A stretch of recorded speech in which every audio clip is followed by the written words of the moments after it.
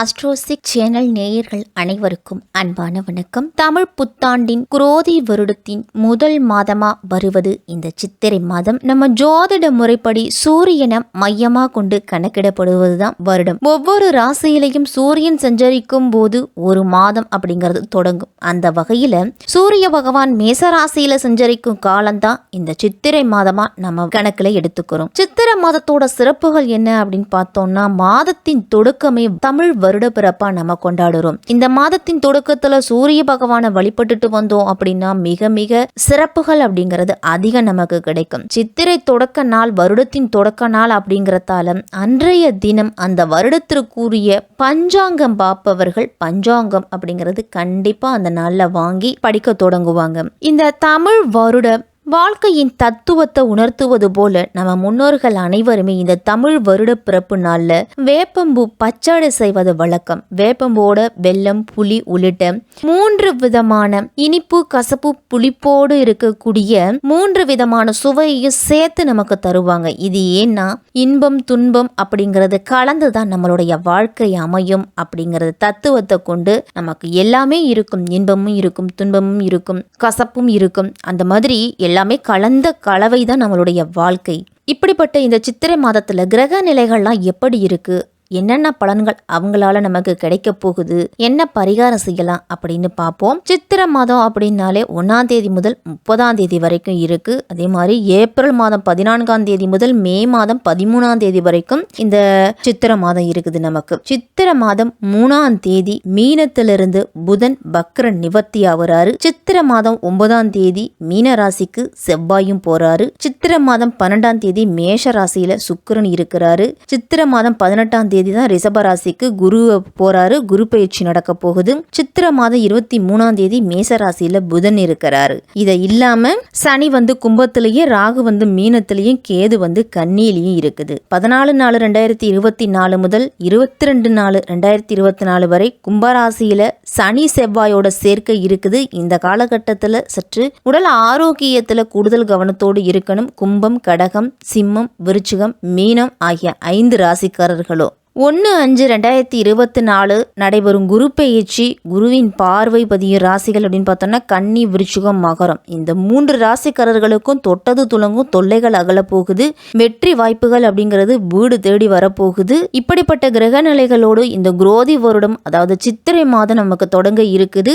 மாற்றங்களை பற்றிய எப்பொழுதும் சிந்தித்துக்கிட்டே இருக்கக்கூடியவர்கள் தான் இந்த துலாம் ராசிக்காரர்கள். உங்களுக்கு இந்த தமிழ் வருடத்தின் முதல் மாதமான சித்திரை மாதம் எப்படி இருக்கும், என்னென்ன பலன்கள்லாம் கிடைக்கும் அப்படின்னு பார்க்கலாம்.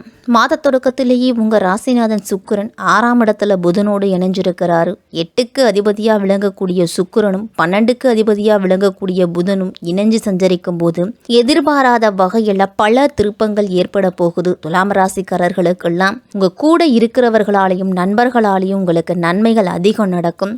உற்றார் உறவினர் வழியில் ஏற்பட்ட மனக்கசப்புகள் எல்லாமே மறைய போகக்கூடிய மாதம் இந்த சித்திரை மாதம்.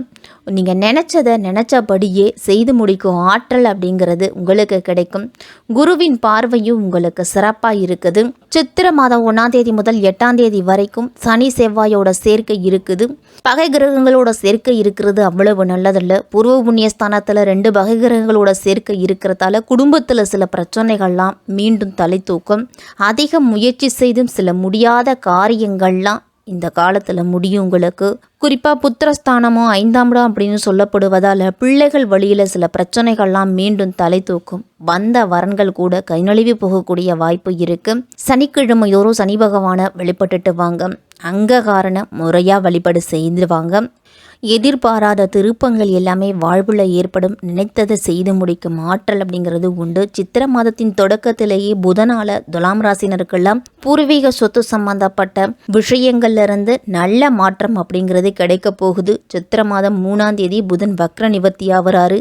உங்கள் ராசிக்கு 9க்கும் 12க்கும் அதிபதியானவர் புதன். அவர் வக்ர நிவர்த்தி ஆவதால தந்தை வழி உறவுல இருந்த விரிசல் எல்லாமே மறையும்.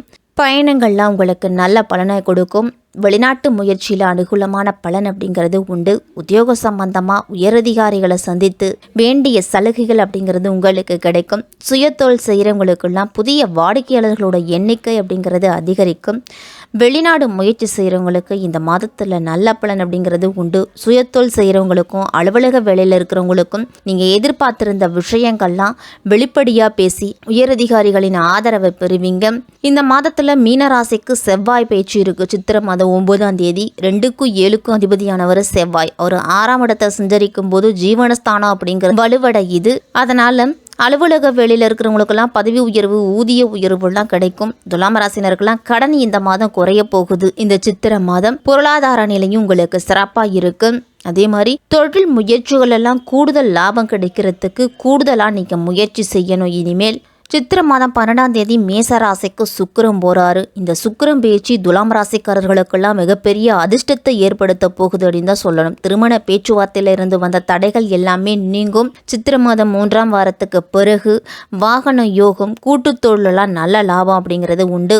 ஆபரணங்களோட சேர்க்கை கூட பெண்களுக்கெல்லாம் ஏற்படும்.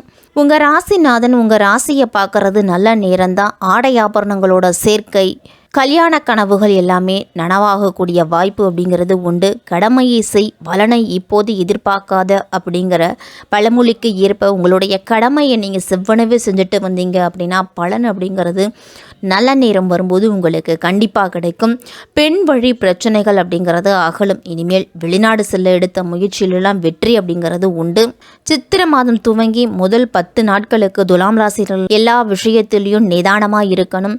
தீவிரமாக முயற்சி செஞ்சுட்டு வந்தீங்கன்னா கூட காரிய தடைகளும் முயற்சிக்கு பலன் இல்லாத சூழலும் ஏற்படும். அதனால் மனசோர்வு, மன உளைச்சல் இதெல்லாம் ஏற்படலாம். பிள்ளைகள் வழியிலெல்லாம் இந்த மாதத்தில் பிரச்சனைகள் அப்படிங்கிறது வரும். வீட்டில் சுபகாரிய தடைகள் ஒரு சில நேரத்தில் ஏற்படலாம்.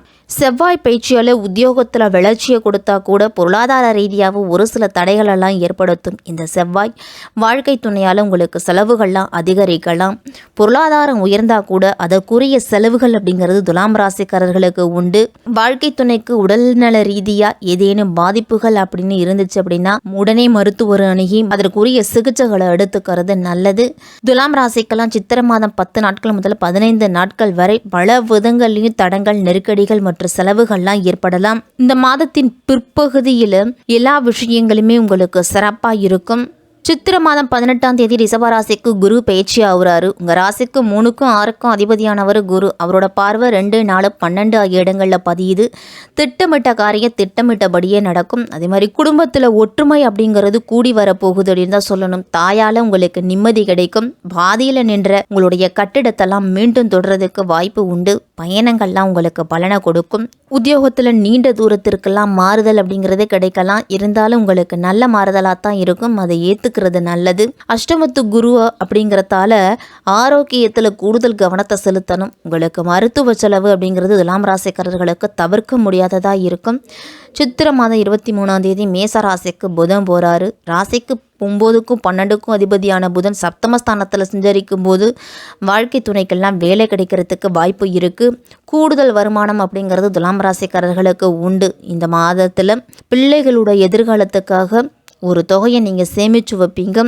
அரசாங்க வேலைக்காக முயற்சி எடுத்துகிட்டு வந்தீங்க அப்படின்னா அந்த முயற்சி நல்ல பலனை கொடுக்கும். பொது வாழ்வில் இருக்கிறவங்களுக்கெல்லாம் பிறருக்கு பொறுப்பு சொல்லி எந்த விதமான செயல்கள்லையும் நீங்கள் இறங்க வேண்டாம். அதனால் உங்களுக்கு பல பிரச்சனைகள் வர்றதுக்கு வாய்ப்பு அப்படிங்கிறது உண்டு. வியாபாரம், தொழில் செய்கிறவங்களுக்கெல்லாம் வேண்டிய முதலீடு அப்படிங்கிறது கிடைக்கும்.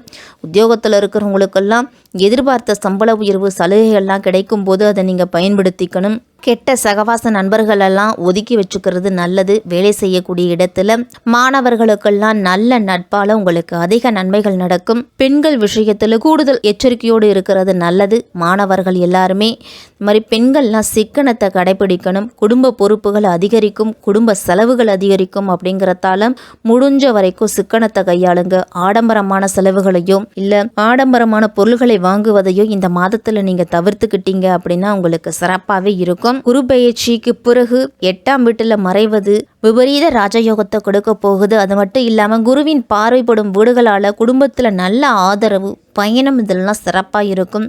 உடல் ஆரோக்கியத்தை மட்டும் கவனிச்சுக்கணும். சித்திரை மாதம் முழுவதுமே துலாம் ராசிக்காரர்கள் எல்லாரும் வெள்ளிக்கிழமை தோறும் மகாலட்சுமி தாயாரை வழிபட்டுட்டு வாங்க. உங்களுக்கு பொருளாதார ரீதியாக நல்ல முன்னேற்றத்தையும் உடல் ஆரோக்கியத்திலையும் நல்ல முன்னேற்றம் அப்படிங்கிறது உண்டு.